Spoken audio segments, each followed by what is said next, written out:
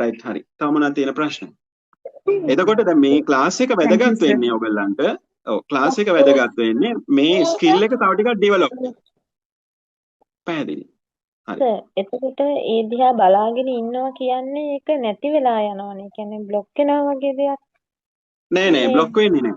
Block වෙන්නේ නෑ. ඒ energy එක ගලාගෙන ආපු එක ඒක පරිවර්තනය වෙනවා, ට්‍රාන්ස්ෆෝර්ම් වෙනවා. දැන් සාමාන්‍යයෙන් ක්වොන්ටම් විද්‍යාවේදී කියන්නේ මේ ශක්තිය, මේ එනර්ජි විනාශ කරන්න බෑ.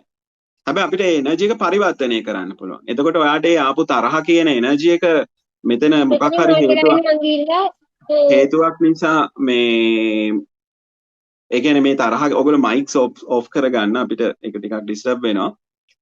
තරහ කියන එනර්ජි එක ඔයාට මේ මොකක් හරි හේතුවක් නිසා ජනනය වුණොත් ජෙනරේට් වුණොත් එහෙම අපි කරන්නේ සම්පූර්ණයෙන්ම බොඩි එකට අවධානය තියාගෙන ඒක ෆීල් කර කර ඉන්නවා. දැන් ඔයගොල්ලෝ ඉස්සරහට මේ ප්‍රාණයාම හරිද? ප්‍රාණයාම කරද්දි ඊට පස්සේ වොයිස් ප්‍රැක්ටිසස් කරද්දි ඔයාගේ මේ අභ්‍යන්තර අවකාශය මේ දරා ගැනීම එහෙම නැත්නම් ඔයාගේ වාජනය පළල් වෙන එක වෙන්නේ. පැහැදිලි? මේ වාජනය දැන් අපි හිතමු ඔයා ගාව බෝතලයක් තියෙනවා. ඒ බෝතලෙට දැන් වතුර ලීටරයි දාන්න පුළුවන්. ලීටරේ බෝතලයක්. හැබැයි ඔයා මේක ප්‍රැක්ටිස් කරන්න ඔයාගේ බෝතලේ ප්‍රමාණය මම මේ උපමාවකින් කියන්නේ ඔයාගේ බෝතලේ ලීටර් 5ක ධාරිතාවයට යනවා. මාස 6ක් යනකොට ඒක ලීටර් 20 ධාරිතාවයක් බවට පත් වෙනවා. ඔයාගේ ධාරිතාවය වැඩි වෙන්න අර එනර්ජි මොනව ගලාගෙන ආවත් ඔයා මේ කන්ෆියුස් වෙන්නේ නැහැ. හැබැයි ඔයාගේ වාජනය පොඩි නම් ඔයාගේ මේ අභ්‍යන්තරික අවකාශය හරිම පටෝයි නම් පොඩි නම් ඒකට මේ එන එනර්ජි ෆ්ලෝ මේව එක දරා ගන්න බැරි වෙනවා. ඉතින් ඒක නිසා තමයි අපි මේ අභ්‍යාසය දෙන්නේ. දැන් මම වුණත් අවුරුදු 8ක් විතර මම මාෂල් ආර්ට් කරලා තියෙනවා. ඊට පස්සේ යෝග ප්‍රැක්ටිස් කරලා තියෙනවා අවුරුදු 1 දිගට 4ක් 5ක් විතර. නමුත් අවුරුදු 10ක 15ක ඉඳන් මම යෝග අතරින් පතර ප්‍රැක්ටිස් කරනවා. එතකොට ඒ වගේ ඒ කේපබිලිටි එක මට ලැබිලා තියෙනවා. හරි. ඊට පස්සේ දැන් මියුසික් වොයිස් ඉන්දිකා අයියාලා මමත් ඉන්දිකා අයියාගේ මම ගෝලෙක්. මම ප්‍රැක්ටිස් කරනවා. මම ඉගෙන ගන්නවා. ඉතින් එතකොට ඒව හරහා තමයි තව තවත් අපි මේ තව දේවල් අධ්‍යයනය කරන්න ප්‍රැක්ටිස් කරන්න අපේ මේ ඇතුළාන්තයේ අභ්‍යන්තර අවකාශයේ තියෙන ධාරිතාවය පළල් වෙනවා. ධාරිතාවය පළල් වෙනවා කියන්නේ ඔයාගේ කැපැසිටි එක වැඩි වෙනවා. ඔයාට කරන්න පුළුවන් හැකියාව, ශක්තිය ඒ ඔක්කොම පුළුල් වෙන එකක්. පැහැදිලි නේද? තව මොනවද තියෙන්නේ? අපි තව දෙන්නෙකුට ප්‍රශ්න වලට උත්තර දීලා ඊළඟ කොටසට යමු. ඔව්. සර් මම ප්‍රශ්න කිරීමක් නෙවෙයි මේ සර්ට සජීව ස්තුති කරන්න අවස්ථාවක් මම හදාගත්තේ. මේ සර්ගේ මං YouTube එකේ ප්‍රෝග්‍රෑම් ටික තමයි සර් මම බැලුවා. මං කියන්නේ මං සෑහෙන ප්‍රමාණයක් බැලුවා සහ ප්‍රැක්ටිස් කරා මං. අර මොහොතින් මොහොතට ඉන්න එක සර්. ඔව් ඔව්. ඒක මට අවබෝධ වුණු දේවල් මට සර් මේ ඇත්තටම ප්‍රාතිහාර්යයක් වගේ මං ඒක භුක්ති විඳේ. ඉතින් ඒ කාල සීමාවෙන් ඉඳන් අවුරුදු 2-3ක් එක දිගට මම ඒක ප්‍රැක්ටිස් කරා. මම තාමත් ඉන්නේ මොහොතින් මොහොතට මම කියන්නේ තාත් මොන හරි ඇහුවොත් සර්ගේ විදියට අදත් ඇහවර නිහඬාරනේ මේ ආදරේ සිරුරට ආදරේ කරනවා කියපු ඒ වැඩසටහන. ඉතින් සර් මේ සර් ස්තුති කරනවා මේ මගේ සම්පූර්ණයෙන්ම ජීවිතේ පරිවර්තනයක් කරපු කෙනෙක් සර් මම දැකලා නැහැ. උනේ ගණේ වුණාට මට හරි මේ සර්ට මගේ වචනෙන් ස්තුති කරන්න ලැබීම. ඉතින් මේ වගේ වැඩසටහන් තවත් සෑහෙන කාලයක් කරන්න දීර්ඝායුෂ ලැබේවා කියලා ප්‍රාර්ථනා කරනවා සර්. ඔව් බොහොම ස්තුතියි සඳුනේ. යා කියන්නේ මොහොතට අවදි වෙලා. දැන් මෙතන ඉන්නවා 500 ගාණක්. ඔයගොල්ලන් ඔන්න දැනගන්න. ඔයාලට අභ්‍යන්තර අවකාශය ස්පර්ශ කරන්න පුළුවන් මේ මොහොතේ විතරයි. හරිද? මේ මොහොතේ විතරයි. වෙන මොහොතක හෙට උදේට හවසට පස්සේ කිසිම වෙලාවක ඔයාලට අභ්‍යන්තර අවකාශය ඍජුව ස්පර්ශ කරන්න බෑ. මේ මොහොතේදී විතරයි ඔයාලට අභ්‍යන්තර අවකාශය ස්පර්ශ කරන්න පුළුවන්. එතකොට දැන් ඉස්සරහට ක්ලාස් එකේ දැන් අදම පටන් ගන්නවා ක්ලාස් එක.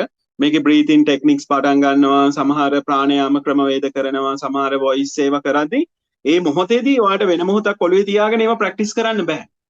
පැහැදිලි වෙන ඒවා කල්පනා කර මුලදී උනාට වැඩි කල් යන්න කලින් ඔයාගේ හිත දුවන්නේ නැතුව ටක් ගාලා ශරීරයේත් එක්ක ඉන්ටර්කනෙක්ටඩ් වෙනවා. ඒ කියන්නේ පූර්ණ මේ මොහොතට එනවා.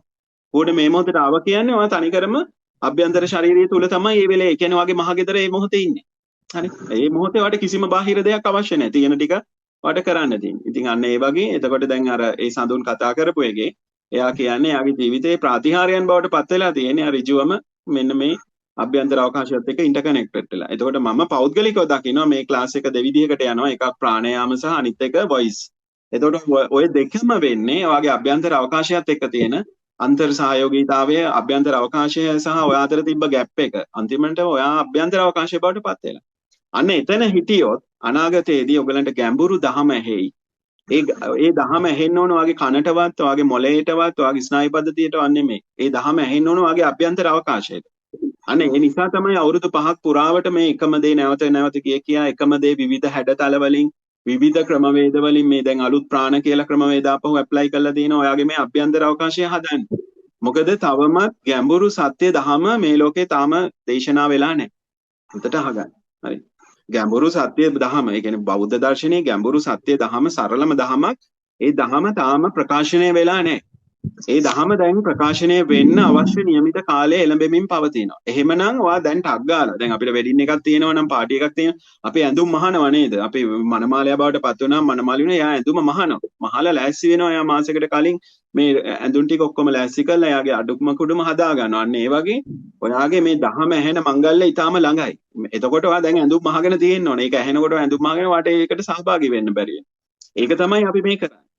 පැහැදිලිද? එතකොට මේ ප්‍රාණ වැඩසටහන හරහා වෙන්නේ මොකක්ද? තනිකරම ඔයාගේ අභ්‍යන්තර අවකාශයත් එක්ක තියෙන ගනුදෙනු ඔයාව අර විකෘතියේ ඉඳන් ප්‍රകൃතියට ගේන.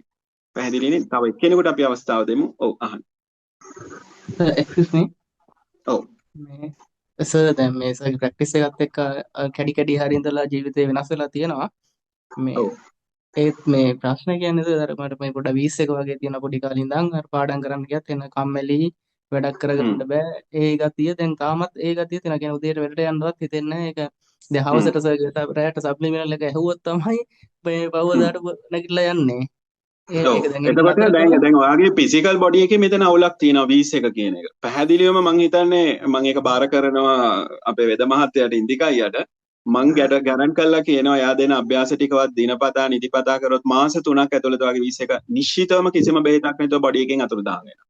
ඔයාගේ ඔය තියෙන්නේ ඔය වාපිත්සෙන් කියන ඔය මේක ආයුර්වේදයට අනුව ඔයාගේ ඔය මේ පිත කෝප වෙලා තියෙන්නේ. හරිද? එතකොට ඒකයි ඊට පස්සේ ඒ සම්ගතය ඔක්කොම ටික. එතකොට ඔයා මේ අභ්‍යාස ටික කරද්දී ශරීරය ආපහු නැචරල් සිස්ටම් එකට එනවා. ඔයාගේ 20 එක නැති. නැත්නම් ඔයා බටහිර වෛද්‍යවරයෙක් ගාවට ගිහිම ඒගොල්ලෝ අර දෙනවා නේද පටයක් බටන් එක ඔබලා පූස් ගාලා උර ඉන්න ජීවිත කාලෙම ඔක උර ඉන්න වෙනවා. හරිද? ඒක පාවිච්චි කරනවා සර්. ඒක තමයි. මොකක්ද ඒකට කියන්නේ ඉන්හේලර් එකක් නේද? ඕක ගගහ ඉන්න වෙනවා ජීවිත කාලෙම. මම නම් කියන්නේ ඕක පස්සපැත්තේ ගහලා ඔයා කෙලින්ම මේ ප්‍රැක්ටිස් ටික පටන් ගන්න. ඔක්කොම ඔයාලට විසි කරන්න පුළුවන්. මැක්සිමම් මාස 3යි. ගැරන්ට් කරලා කියනවා. හරි. තව මොනවද තියෙන ගැටලු? ප්‍රශ්නයක් අහන්නද කෙටින්? ඔව් අහන්න.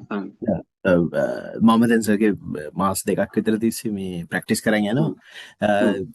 ප්‍රශ්නේ තියෙන්නේ දැන් අර සමහර බර කියන්නේ අපි අර හෙවි වේට් එක දුන්න සමහර කාරණා ගැන දැන් දැන් හිත දිහා බලන් ඉපිහිම මේ ඒක දිගටම එනවා. ඒ කියන්නේ සමහරලාට සමහර සිතුවිලි තියෙනවා එනවා දැක්කා ඊට පස්සේ ඒක එහෙම නැතිලි. ඊට පස්සේ දන්නේම නැහැ.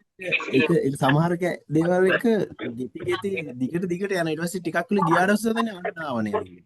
ඒ වගේ අර මේ මම මේ දවස් ටිකේම කරන් යද්දී ඒක කිසිම ගැටලුවක් නෑ. ඒක තමයි හිතේ ස්වභාවය.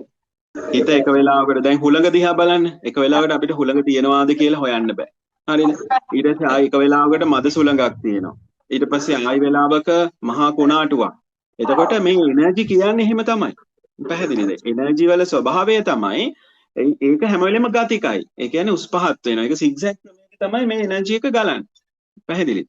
එතකොට දැන් ඔය ස්වභාවය ඔයාගේ අවුලක් නෙමෙයි. තේරුණාද? ඔය අවුලම මටත් තියෙනවා.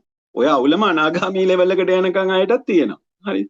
ප්‍රශ්නේ තියෙන්නේ අපි මේක මම කියලා දාගෙන. තේරුණාද? දැන් ඔක හරිම ස්වභාවික මේ සිතුවිලිත් එක්ක අපි තරහ වෙන්නේවත් ඇති වෙන සිතුවිලි වෙනස් කරන්නවත් අපි මොකුත් නෑ. අවශ්‍ය වෙලාවට අපි මේ සිතුවිලි ධාරාවට ගිහිල්ලා අපි තීරණ ගන්නවා වැඩ කරනවා. අනිත් වෙලාවට එකෙන් ගැලවිලා අපි නියුට්‍රල් වෙලා තියෙනවා. දැන් මැනුවල් වාහනයක ඔයගොල්ලෝ මැනුවල් වාහන පදින අය දන්නවා නේද? ගියර් එකක් තියෙනවානේ. ගියර් එක හැම වෙලෙම අපි දාන්න ඕන. ඒ ගියර් එක හැම වෙලෙම තියෙන නියුට්‍රල් ලෙවල් එකේ. නියුට්‍රල් එකේ ඉඳන් තමයි අපි ෆස්ට් එකට දාන්නේ. එතකොට ඒ ෆස්ට් එකට ගියාම මේ වීල් එක ඇතුලේ ඒ රෝද ටික කරකවනවා. එතකොට වාහනේ ලොකු බරක් එක්ක යන්න පුළුවන්. ඊට පස්සේ අපිට සෙකන්ඩ් එකට තව ටිකක් මේක ස්පීඩ් කරන්න ඕන නම් අපි මොකද කරන්නේ? ෆස්ට් එකේ ඉඳන් ආයි නියුට්‍රල් එකට එනවා. නියුට්‍රල් ගියර් එකට එනවා. ඇවිල්ලා එතන ඉඳන් තමයි ආයි සෙකන්ඩ් එකට යන්නේ. සෙකන්ඩ් එකට මාරු වෙන්නේ. එතකොට තව ටිකක් වෙන රෝදයක් කරකෙන්නේ ඇතුලේ. හරිද? අන්න ඒ වගේ දැන් ඔයාගේ යන්න ඇතුලේ ගලන සිතුවිලි ධාරාව සබ්බේද අසබ්බේද ඒක අදාළ නැහැ. ඒක ඔයාගේ එකක් නෙමෙයි. හරිද? ඔක්කොම දැන් අපි දේශනාවල පැහැදිලි කරලා තියෙනවා. ඒක එලියෙන් දීපු ටිකක්. ඔයාගේ ඔය හිත කියන්නේ ඔය මේ සිතුවිලි පොදිය කියන්නේ මේ ඉන ටෝක් එක ඒ කියන්නේ voice in the head මේ නැත්නම් මේ හිස ඇතුලේ කතා කරන කෙනා කියන්නේ ඒ ඔයාගේ ඔරිජිනල් කෙනා නෙමෙයි. ඒ එළියෙන් දීපු දත්ත පද්ධතිය. හරි.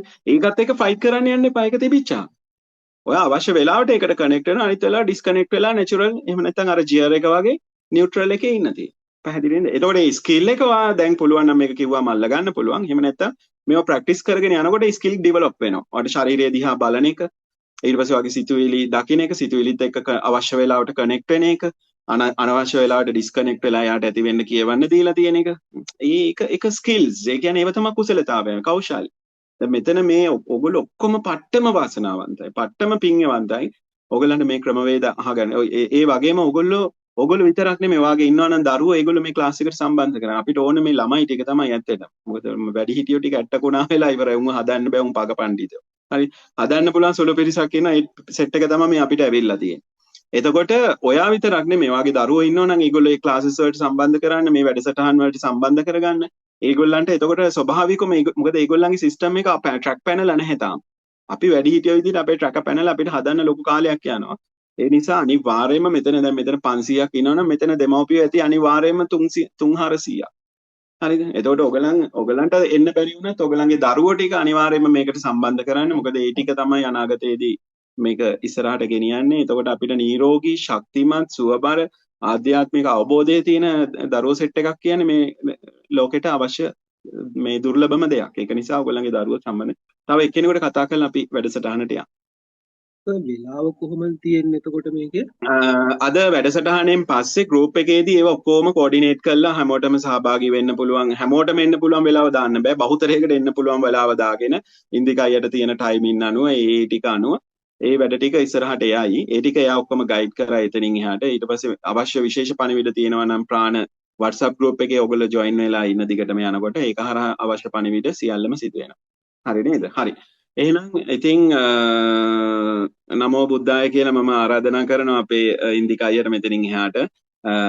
ඔයාගේ තියෙන දක්ෂතාවය, හැකියාව තියෙන සේරම ටික අනිත් අයත් එක්ක ෂෙයා කරලා මේගොල්ලන්ගේ ජීවිතේ අපහු අලුත් වීමකට ගෙනියන්න උපරිම ශක්තිය ලැබෙන්න, හැකියාව ලැබෙන්න කියලා ප්‍රාර්ථනා කරමින් මම ආරාධනා කරන අපේ ඉන්දික ප්‍රගීත් රණසිංහ අයියට. බොහොම ස්තුතියි කියනවට වඩා මම නුවන්ට කියනවා බොහොම පිං නුවන්ස. ඉතින් ඔබතුමා මෙතුමා ගැන පොඩි සඳහනක් කරනවා නම් මේ තියෙන්නේ අපි ප්‍රැක්ටිස් කරන්න යන මහා එනර්ජි එකේ තියෙන මහාම කෑලි ප්‍රතිඵලයක්. මම අහනවා මේ ඔක්කොටම ඇහෙනවද කියලා මාව? ඔව් ඇහෙනවා. ඒකවම ඇහෙනවා. ඔව් ඇහෙනවා නේද? හරි. රයිට්. එතකොට මෙන්න මේ සුපර් එනර්ජි එක එහෙම නැත්තම් මේ සරලව ගත්තොත් අපි මේකට නමක් නොදාගෙන හරි යන්න පුළුවන්. හැබැයි තියෙන්න ඕනේ මෙන්න මේක මේ සර් කිව්වා වගේ තියෙන මේ ලෙවල් එක. මේ ඇතුලේ තියෙන පියෝ කෑලි ටික අවුල් කරගත්ත එකේ ප්‍රතිඵලයක් තියෙන්නේ. ඉතින් මේක එහෙම පියෝ ලෙවල් එකේ තියෙන කෙනෙක් තමයි මීට කලින් කතා කරේ. ඉතින් මේ මම නුවන් සර්ට කියන්නේ මේ මොකද එතුමාගේ ඒ දේවල් ටික හරි වටිනවා. මේකේ ඉන්න අනිත් පිරිසත් අපිට මේ මාවතට ගන්න. අපි දන්නවා මේ ප්‍රායෝගික ප්‍රශ්නේදී මේ දේවල් වලට ඇවිල්ලා හිර වෙලා තියෙන තැන් ටික මේ ඇවිල්ලා ඊට පස්සේ දැන් ඊයේ අපි මේ ඇඩ් එක කරද්දිත් ඔන්න හොස්පිටල් වලින් කියනවා ඉඳගෙන දවසකට 1200ක් 1300ක් මේ බෝ වන රෝග සහ බෝ නොවන රෝග වලින් ඇතුළට එනවා කියලා. ඒක නිසා මම මේක ආරම්භයක් කරගන්න නිතරම හිතුවේ. මම නිතරම මේ නුවන් මහත්මයාත් එක්ක කතා කරලා මම මේව කරේ. මේක එතුමා තමයි වැඩිම උනන්දු කරේ මේක කරන්න, මේ අපි කරමු මේක හරි වටින එකක් කියන එක. මොකද හේතුව ලෝකෙට මේක ඉවක් තියෙනවා. සහ අපි හිතමු මියුසික් තෙරපි, ඊට පස්සේ වෝටර් තෙරපි, සවුන්ඩ් තෙරපි, එහෙම ගත්තට පස්සේ ප්‍රාණ යෝගා වලින් ඇතුළාන්තයේ හදන ඔය මහා එනර්ජි එක හදන සිස්ටම් එකක් ලෝකේ තියෙනවා. දැන් මේවා වෙලා තියෙන්නේ අපේ ඔළුව වලින් ඈත් කරලා අපිට වෙන වෙන දේවල් ටිකක් දීලා අර තියෙන මට්ටම් ටික යහපැත්තට දාලා විනාශ වුණු එක තමයි වෙලා තියෙන්නේ.